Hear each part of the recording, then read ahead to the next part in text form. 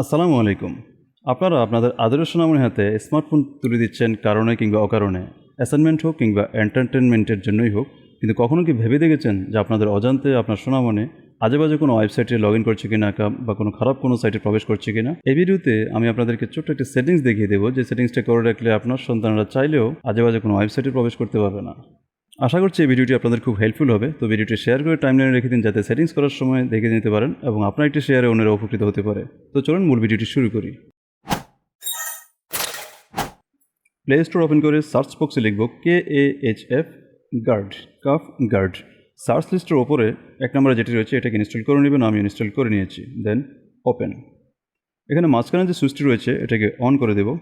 Switch on করলে ইন্টারফেসটি আসবে। এখানে স্ক্রল করে একটু বাঁ দিকে নিলে নিচে যে বক্সটি আছে এখানে জাস্ট ট্যাপ করলেই টেক্সট কপি হয়ে যাবে। কপি হয়ে গিয়েছে।